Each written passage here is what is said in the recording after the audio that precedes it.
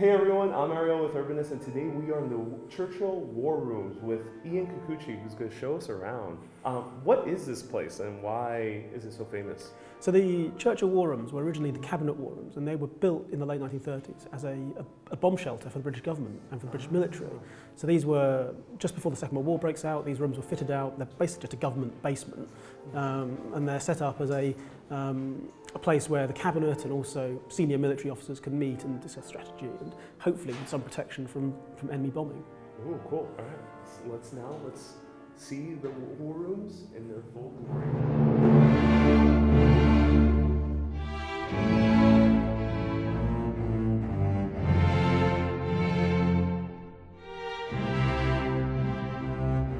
So this is the War Cabinet Room. This is a meeting room for the cabinet, for the most senior military officers, and this room has been set as if for the meeting that took place here in October 1940. So this is a time when the bombing of London has started. Bombs are raining down across the city, and this assault from the sky drives the government into the Cabinet War Rooms on a regular basis for the first time. So each of these seats was for a different government minister, and the three in the middle that you can see were for the chiefs of the armed forces, so the Royal Air Force, the Royal Navy and the Army. And Churchill's chair as Prime Minister is right in the middle, the chair with the high wooden back. When you get up close to it, you can actually see that there are kind of gouges and scratch marks in the armrests. So on the one hand there's his fingernail marks, where he's been kind of clenching the armrest, and the other one there's a big dent where he's been banging his signet ring. So you can imagine even the furniture tells you a story about what these meetings were like. Yeah, it must have been very intense, and some of them were very long, right? Well, yeah, I mean, they could be, and also, later in the war, there was an officer called Alan Brooke, who was the chief of the Imperial General Staff, like the kind of senior military officer. He describes meetings with Churchill where, things getting quite heated over questions of strategy, and Churchill banging the table and staring him in the face, and Alan Brooke banging the table and staring right back at him. So the setup of this room lends itself to confrontation, and so you can imagine, that kind of. Churchill had very strong views on strategy, and you can imagine him, really trying to get his way in some of these meetings. And when he first came in here with his staff, were they still discussing peace, a possible truce? So Churchill comes to power is appointed Prime Minister in May of 1940, at a time when the situation across Europe is really critical. The Nazis are on the march, the British Army is in the course of being defeated in France, and the question arises, should there be negotiations with Hitler? What terms might we set? What might we be prepared to accept? Ultimately, that plays out as a series of intense kind of discussions, which you see dramatised somewhat in the film Darkest Hour. But really, this for much of the war, these meetings will have been about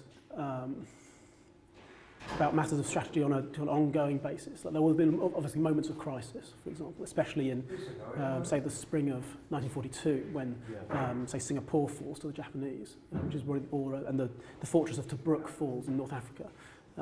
Which is possibly, arguably, even a lower point than in spring of 1940, when Britain's in risk of invasion. But yeah, this is a room where, decisions that shaped Britain's war effort were made. Wow, and I can tell that the maps are a little bit yellow, and probably because they were smoking a whole lot in these rooms, right? Well, you can see Churchill's, one of Churchill's cigar stubs sitting by his. Let's go over here. And Churchill had expensive taste with cigars. You could get through 8 or more a day. And he was famous for that. And it became one of his visual trademarks. The man with the big cigar. They were often kind of he'd leave his stubs in ashtrays, and they'd often be hoovered up by orderlies or secretaries and traded as souvenirs.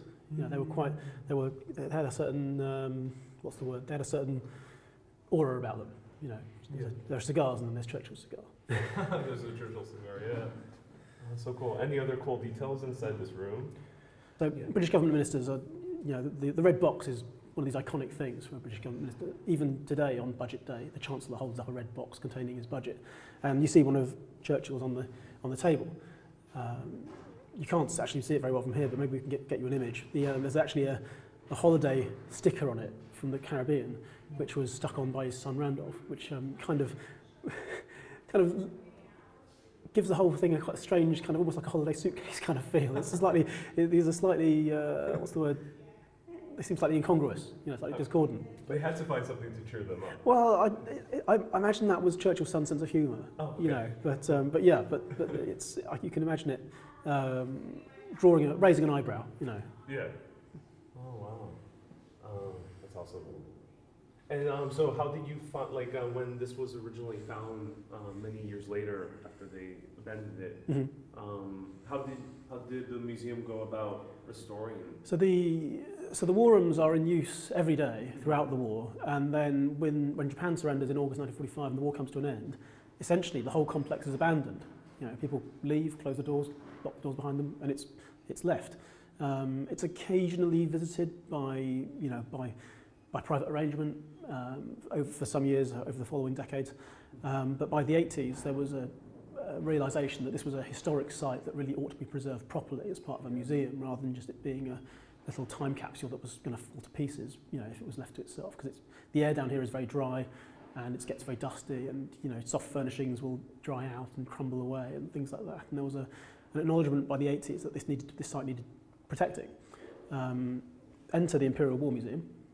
So the War Museum goes back, has a history that stretches back to the First World War, and we're Britain's national museum of war and conflict. So conflicts involving Britain and the Empire since 1914, they're part of the War Museum's remit. And the War Museum was approached to take over the site and operate it as a museum. And one of the first things the museum did was a massive inventory of, just the entire site, every room, what was in every room, the location of every object within every room. And so if you go through the museum's files from the early 80s, you can see, computer-drawn, 80s vintage drawn diagrams of the layout of furniture, the position of every chair, the position of every pencil and pad of paper relative to the edges of furniture and the way the furnitures are facing relative to the walls. So that might be wall J, and that might be wall K, and this might be wall L. And you have photographic? There's the photographic survey as well, and so things like pencil sharpeners, 15 centimetres from the edge of table F, and you think that's just incredible. It's absolutely amazing. Oh, because it's the military, they had standards. Well, this isn't actually the War Museum is actually a civilian organisation. We're not part of the Ministry of Defence. But it was just this was a real. I think it just shows that this was thought of as being a time capsule. This was, the outstanding example of that is, as you'll see, or you may see in the map room, was an officer had been keeping his sugar ration in his desk drawer.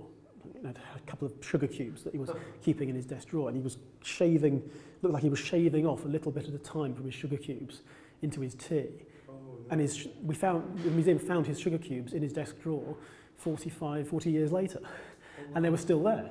And they were still recognisably sugar cubes. They hadn't crumbled into, that was the state that these places were in. They were really quite.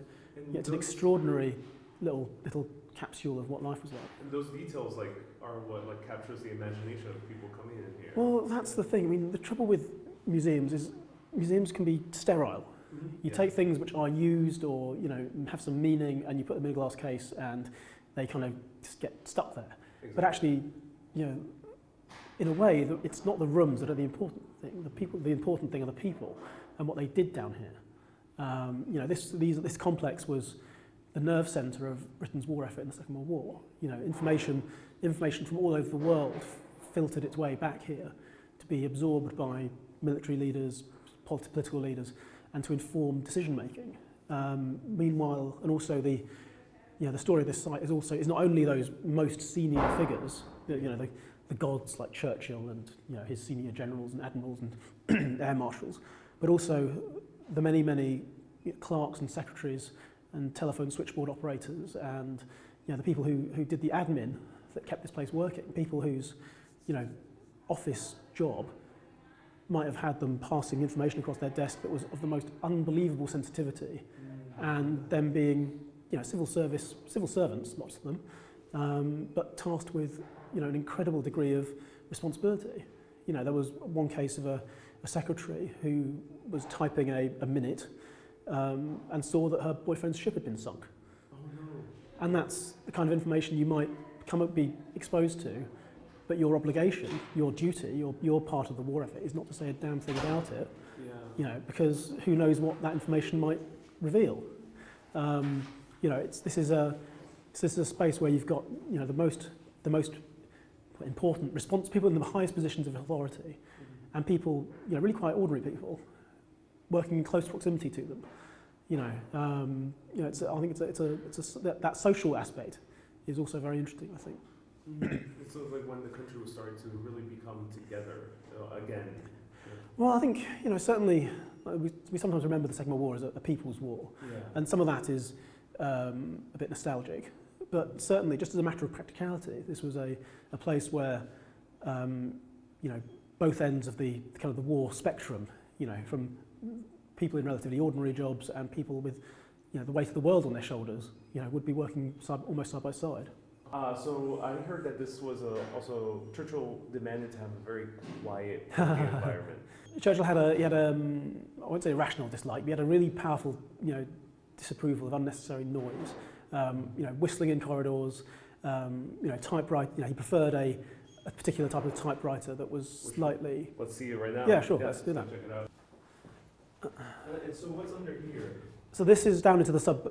So down this hatch leads to the sub basement, known as the dock. And if conditions in the rest of the war rooms are, you know, tough in a certain way, down there they're a lot worse. The ceiling height is very, very low.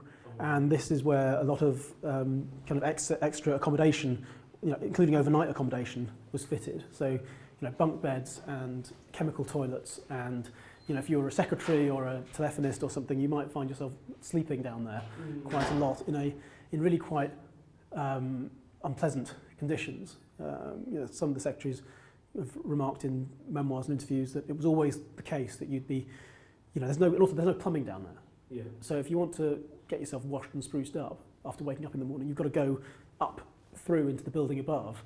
Oh, wow. And, you know, secretaries have remarked that you'd always find yourself bumping into the smartly, sharply dressed army officer coming down the stairs whilst you're climbing the stairs in your dressing gown, you know, with your toothbrush in one hand and your towel in the other. Yeah, and it was always, you know, it's. And we're only with this. This so is a. How did they keep it all? This is an improvised site. This is really, you know, the kind of the need for an underground command centre of some kind was recognised, but there was never really the resources to actually fit a purpose-built, fully bomb-proof kind of facility. So this is a basement. You know, we're one floor down. So this is really an improvised site. You know, this is not the need for some kind of bomb-proof command centre was recognised very early on, but there were never the resources in the 30s to build, you know, some fancy, high-tech, modern, you know, concrete, deep shelter. So this is a government basement. Yeah. You know, we're directly underneath. It was chosen because we're underneath a relatively modern, steel-framed, tough building, but we're only one floor down. What's the building above? So the building above us now is the Treasury. The Treasury. So at that time, was it also the Treasury? I forget what it was then, but it was still government offices. But this site was really not very bomb-proof. You know, there were constant efforts over the course of the war to extend, you know, a layer of concrete between the ceiling and the building above, right here. Which, you know, it was. And all these red steel beams. Yeah, these are the original girders. So this was reinforced throughout the war. Yeah, but I mean, you know, required quite a lot of fairly high tech, like concrete pumping. You know, but really the site was never fully bomb-proof. And what's inside here? So here we have the Prime Minister's office, and you can see his sign, "Quiet, please." His dislike of unnecessary noise. Churchill didn't much like being forced down here. He was the kind of guy who in an air raid would rather be on the roof watching it than hiding from it underground. Yeah. And you will see his bedroom in a little bit, and he didn't particularly like to be forced to use it, but occasionally he had to give way. And he was about to go to D-Day in the front lines. Yes. Ship right. Yeah. off the So. coast. So another branch of the Imperial War Museum is HMS Belfast, which is a Royal Navy cruiser. And Churchill, before D-Day in 1944, says that it's his intention to lead from the front and to witness the landings from the bridge of HMS Belfast. So it's They were coordinating also all the way in the Asian. well, this reminds you, Pacific it area? kind of reminds you that this is the Second World War is a world war, Yeah. and the British Empire is a worldwide empire. So Malaya and Singapore are British parts of the British Empire, and when they fall to the Japanese in the spring of 1942, that's one of the war's low points for Churchill. He actually faces a vote of no confidence in the aftermath. And I'm always just struck by this map, just because the texture of it, the relief, it's a relief map, a model of the landscape. You just see how dramatic, the mountain ranges that runs through the centre of the Malayan Peninsula, and how, as a result, most of the movement is along the coast where it's flat. Yeah. I see. Very flat. So walking around here during wartime, what would be the noises that people would be hearing? Well, there would have been a great deal of activity. There would have been phones ringing. Yeah, sure. So there would have been a great deal of activity. You would have heard phones ringing, and you would have heard typewriters clattering and switchboard operators connecting phone calls, and a great deal of hubbub, really. If you've seen Darkest Hour, one of the nice things about that film is it gives you a sense of the war rooms alive again, as being a hive of activity. Here we are in the map room. This was, one of Churchill's favourite places because it was where all the information came about what's happening at the front line. And so you'd have a duty officer from each of the armed forces, from the Army, the Navy and the Air Force, all receiving intelligence reports from their own service headquarters, and it all filtering back here so that maps could be updated. And so if you were a senior minister like Churchill, popping in here to just have a look at the map could be the way that you kept yourself up to date. So you see the number of telephones, all running a lot of telephones, and they're all connected to different headquarters and different other command centres. They were known as the beauty chorus because they're so colourful. And were they color coded?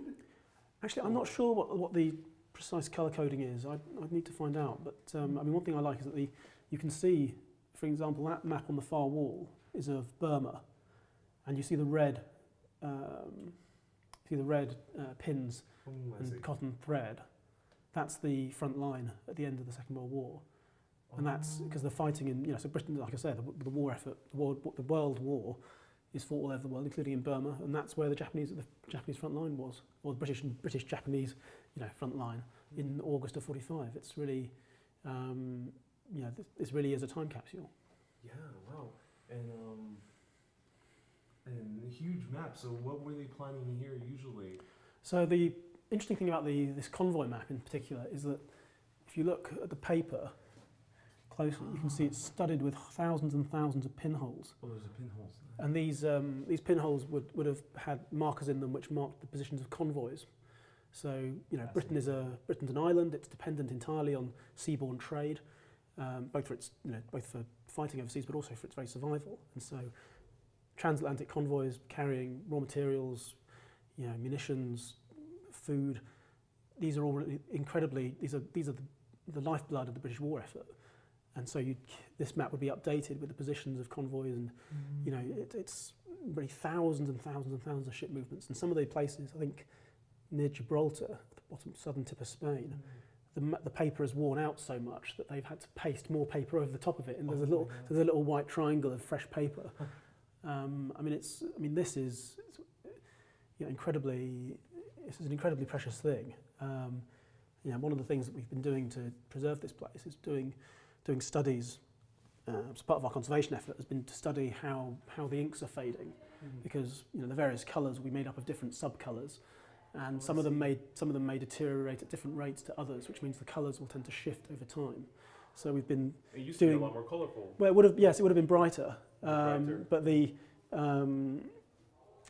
so we've been doing little scientific analysis of exactly if you expose a very, very small area to a light of a known intensity, and you measure how the reflectance changes, and you can then, from that, you can work out which elements of the ink are changing colour fastest, and therefore what kind of stabilisation you might need to do in future.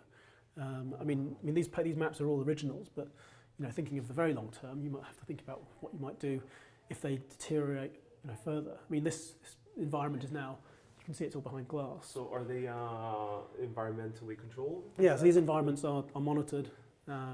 When the site was first taken over by the museum, it was very dusty and very dry, because the air conditioning had been off for 40 years, and so we now have better control. And these. Good that stay dry, because if it was it's damp, it would deteriorate faster.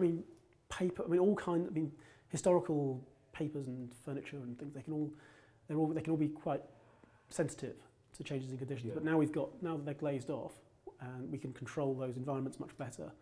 And so hopefully our visitors will be able to enjoy them for years to come. And how many visitors come here per year? Well, I think in the last year it was over 500,000, which is absolutely extraordinary. I think it's testament to the enduring interest both in Churchill and also in the Second World War.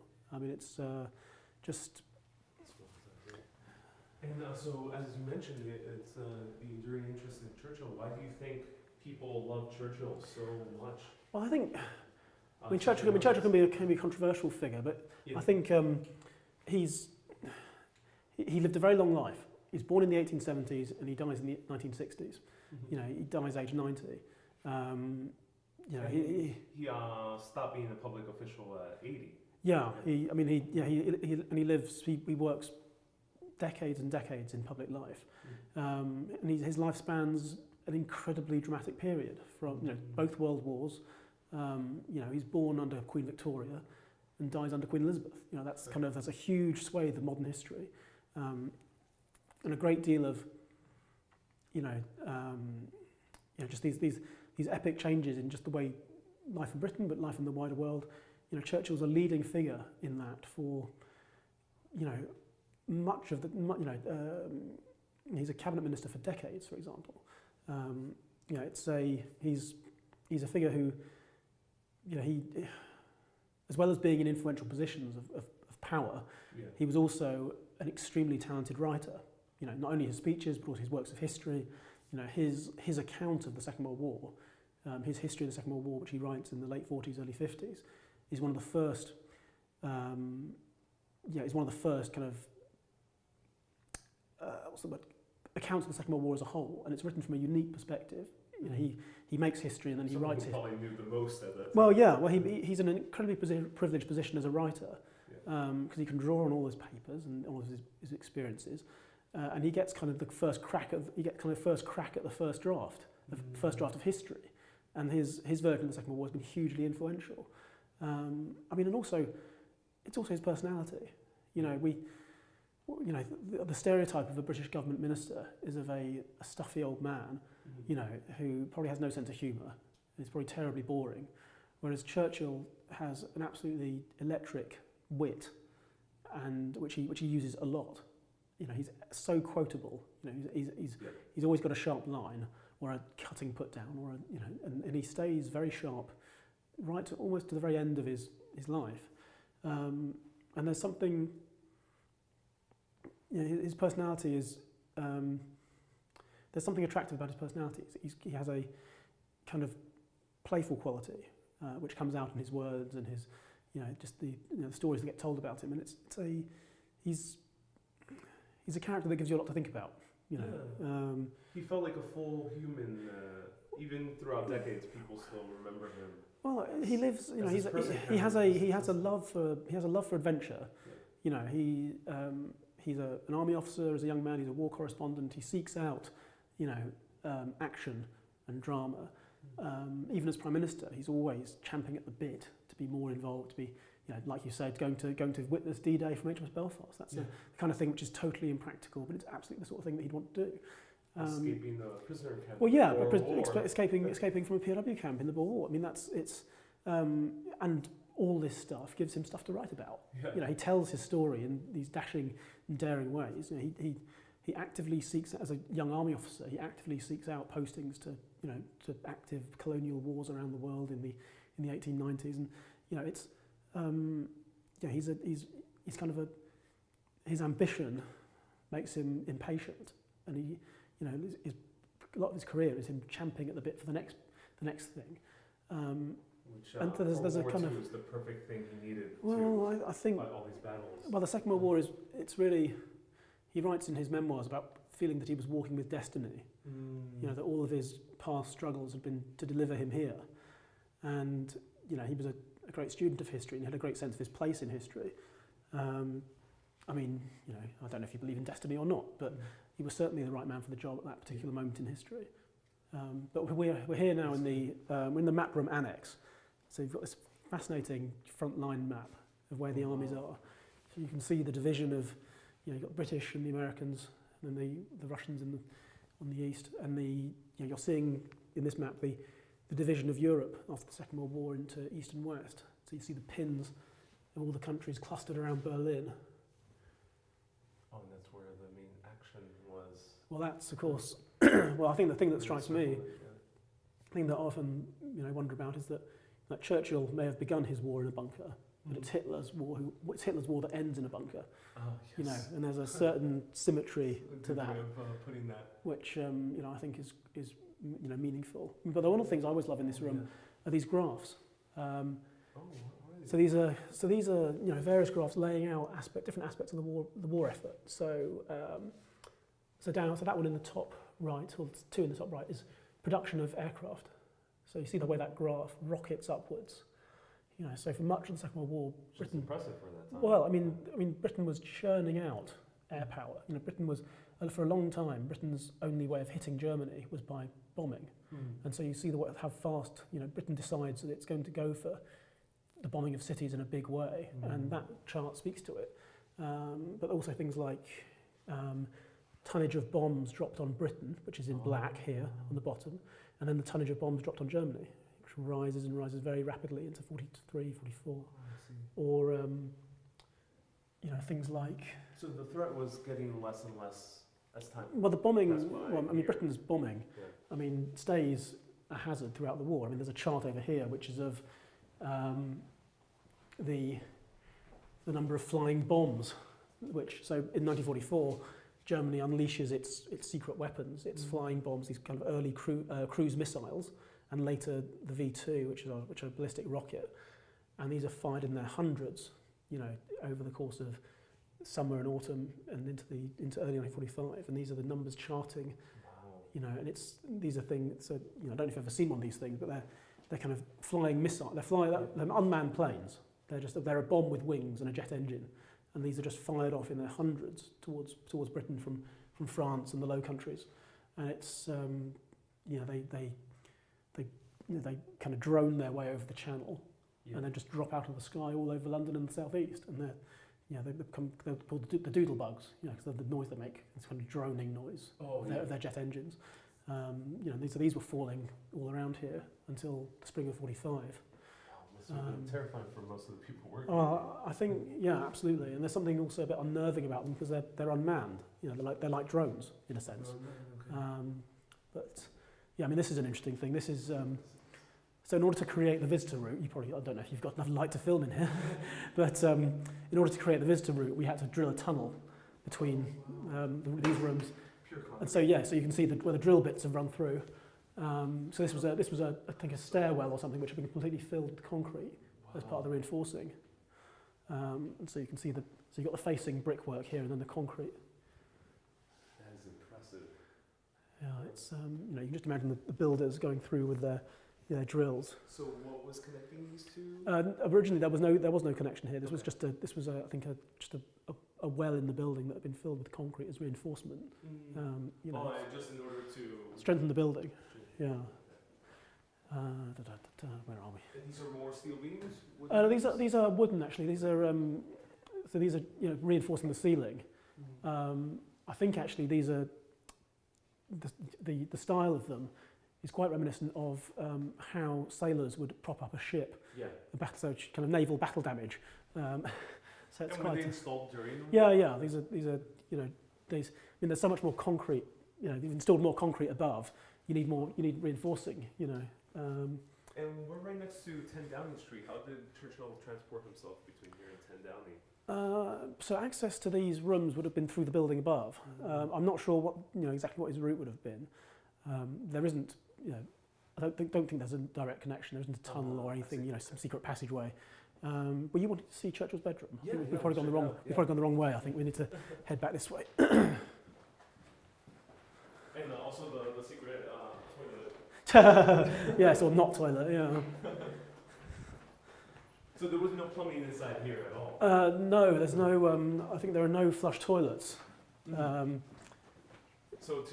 for a person working here, seeing one toilet must have been very suspect. Well, it's also the rotating lock on the door, which kind of makes you. So here's Churchill's bedroom, and you can see how conveniently located it is for the map room. So you have. Churchill did not like sleeping here. No, he didn't like sleeping here at all. I mean, this would have been an uncomfortable place to sleep. It would have been stuffy and probably overwarm. And still a lot of people working. And all the time. and it would have been alive all day long. There would have been activity here day and night. And I think temperamentally, Churchill didn't like the idea of being forced underground. Quite aside from any comfort consideration, I mean, this is a wider than normal civil service bed. Oh, that's good. Apparently, you can imagine Churchill's ample frame spread out on here. Apparently, he wants. Churchill's working habits were quite distinct. He was very unfussy about protocol or decorum. He'd quite happily dictate lying flat on his back on the bed. So when he gives a speech in November 1940, paying tribute to his predecessor Neville Chamberlain, the former Prime Minister who dies of cancer in 1940, he dictates his part of that speech whilst lying on his bed here. And you can imagine, all part of his working process. He wasn't much a man for ceremony. No, he was very, for a man who was born to an aristocratic background, he could be very unstuffy. He could be very, unceremonious and just quite, quite light-hearted. So this is Churchill's kind of bedroom study or bedroom office, and you can see his microphones. So he's got two BBC microphones on his desk, and he would speak from here. He would give broadcasts. So he would make his speeches right here. Yeah, and it's we can see the equipment, which is all wired up down the corridor. But this is, radio is one of those key technologies that changes the way the way the war is experienced. Radio is worldwide. It's instant. You can beam a message. The airwaves can travel across Europe regardless of which army might be occupying the ground, and so Churchill's voice goes around the world and is heard, around the world. He gives, I think, 4 speeches from the Cabinet War Rooms. One in September 1940, when actually on the 11th of September, a date that we now think of for other reasons, many years later. But in September 1940, he gives a speech, warning of the dangers of invasion and encouraging the British people to be ready for it if it comes. Which was at a time the British people were already did not want to fight. Well, September 1940, the Battle of Britain has been raging in the skies over Britain. France has fallen. All of Western Europe has fallen to the Nazis. Britain with its empire stand alone in Europe. The Americans weren't at the Americans aren't in yet. The Americans are still. Roosevelt's government is still keen to be neutral, for domestic political reasons, and the possibility of the German army landing in southern England is a real one. If you read the diaries of General Allenbrook, for example, who worked very closely with Churchill later in the war, his diaries read as a constant procession of when are they coming, still no sign of them. It's the full moon tonight, this would be the day, and the tension must have been unbearable for people who knew what the situation was. A lot of the population may not have known quite so much in terms of the detail, but the risk, once France has fallen, Britain must be next, surely. So for weeks by this point there will have been air battles over Britain, the Royal Air Force fighting off the German Air Force, and the possibility that parachute landings or landings by sea, there's a real September 1940 is a real crisis point, just like the spring and the summer had been. I mean, all of 1940 really is one crisis after another. But Churchill also, well, yeah, certainly. And I mean, so those speeches were a good determining factor of shifting the consciousness of it's Britain, difficult. rallying up the people. I don't know how. It's difficult to say, exactly what degree Churchill was expressing. Churchill was changing people's minds or just hardening their resolve to do something that they would have done anyway. So it's. I mean, I think you could have an argument about that, but certainly Churchill's words are one of his major contributions to the war effort. Churchill had a knack of speaking. He draws on his education in, it's quite classical education, but he uses often very simple language. Actually, his speeches are not complicated or archaic or using long words. He often speaks at quite a down-to-earth way, and the knack that he had, I think, often was of writing a speech that painted a vision of world history in the moment he was living, in which people could be part. So, for example, he could. One of his speeches ends with the words. He quotes a book of the Bible, and he says, "Arm yourselves and be ye men of valor, and be in readiness for the conflict." And so you can hark on texts that will have resonated very deeply, and there's a very empowering sense that actually, yes, this is a moment of crisis, and I'm going to do my bit, and that's it's a very, there's something inspiring in that, I think. So but these, I mean, I find it amazing to think. I mean, the technology of radio. He's sitting here at his desk in London, in a room full of beams, but his words are going all over the world. So one of his broadcasts is to the people of France after France has fallen. Another one is to Italy. He broadcast to the people of Italy later in 1940 when Italy has entered the war. So this is both. It's not only, rousing speeches and propaganda for British domestic consumption, but he's also broadcasting to foreign countries specifically. Some of it he does at least one of his broadcasts in French, and also when Japan bombs Pearl Harbor in Hawaii and America goes to war. America comes into the war. He broadcasts a few days after that, commenting on Pearl Harbor. And this, this is some of the major events of the war, are narrated by Churchill from the Cabinet War Rooms. That's why people all around the world know him. Wow, amazing. And is there any other rooms we should see? Let's just to go with the broadcasting stuff. Let's show you the broadcasting room. Just about 10 minutes. 10 minutes. Okay. Right. We'll walk very fast then.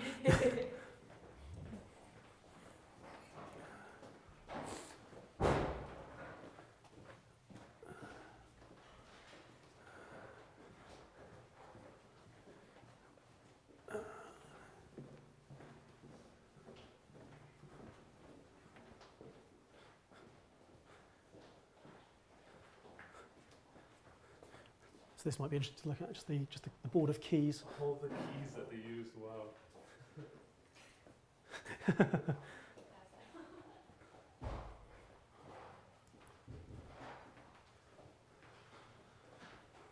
So a lot of these rooms are offices for Churchill's associates, private secretaries, senior officers like General Ismay. So some of these are just spare. So this is the typing pool. So this room would have been staffed around the clock with typists writing up minutes for distribution and copying, telephone switchboard, and here, this is the BBC broadcasting room. Here it is. So the mics that you saw on Churchill's desk will be wired up to here. This is an original set of, it's not the same kit that was used for Churchill's broadcast, but it's the same type of kit of the same vintage. This was sourced in the 80s when the museum was opening. We wanted to be able to show, what kit was used. And so these are original BBC outside broadcasting equipment. You've got the power supplies on the side. Underneath them are the amplifiers, and the mixer is the box in the middle. And so you've got them, and they're all duplicated, so that if one of them goes down Oh, I in the see. course of a broadcast, you've got a backup, you know, because you don't want to lose the Prime Minister mid-flow. Of course. So And he it's- would have to be alert in order to transfer. Yeah, I mean, you would have had an engineer sitting here monitoring adjusting any of the dials for the gain or the output. And it's this material was sourced by a former BBC engineer, and was actually, when it was installed, was in working order. You know, you could have broadcast from here in the 1980s if you wanted to. That's amazing. And what was the last broadcast from here? I'm not sure which the last of Churchill's speeches. Yeah, the last one Churchill's is the one speeches, yeah. immediately after Pearl Harbor. I see. But he's not the only person who broadcasts from here. His wife Clementine gives kind of wartime speeches. It kind of appeals for various war charities, Interesting. and also I think people like other very senior ministers like Anthony Eden, the Foreign Secretary, also uses the facilities here. So Churchill was, so it's not not Churchill's exclusive equipment, but So they were keeping the British people up to date. yeah. I mean, obviously the BBC is producing its news and broadcasting, but the thing about radio is it's incredibly intimate. It goes into people's homes, their shops, their offices, the pubs. You can hear a radio. Radio is getting more portable. You can receive it almost anywhere. It's probably the most powerful and flexible medium of the period. Really, it's comparisons with social media are interesting. I mean, it's not quite the same thing, but it has the same kind of reach, I think. I mean, it's happening now with presidents and popes and all kinds of high officials on Twitter and Facebook. Well, you're wanting to, people who are in power and authority are always wanting to, what's the word? Influence the discussion. There's a real, it's part of the information war that plays out in the Second World War. That's amazing. All right, let's end somewhere. Yeah. I wonder if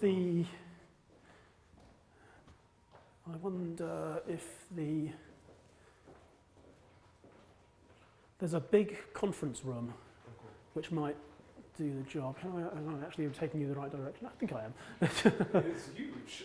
Yeah, well, it's funny enough. Actually, it's not as big as it can feel like. It's just because because we're basically a long corridor that we're doubling back on ourselves, and we're going to do a little loop.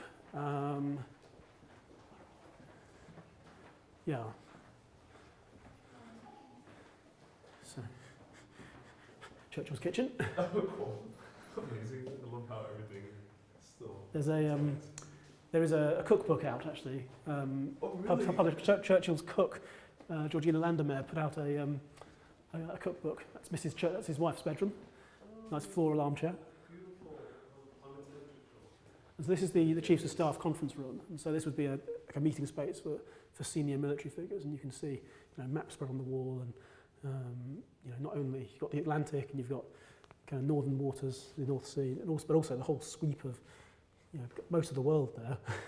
Yeah. Wow. And that really gives you a sense of this was a world war. This is Britain is Britain's an island in Europe, but it's the World War takes its imagination all the way to Japan and Southeast Asia and North Africa. And one funny touch, actually, this convoy, or this North Sea map, Western approaches and sea chart, there's a little caricature of Adolf Hitler in the sea. You see where the, Drowning in the sea. wave, That's hilarious.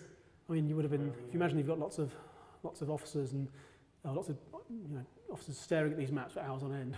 Mm-hmm. I think relieving the Just letting out their aggression. well, it's I think it's these are like we tend to think about the Second World War as this kind of almost mythic, legendary story where it's always everything is always life and death, and there's just epic tides of history flowing back and forth. But the Second World War is 6 years.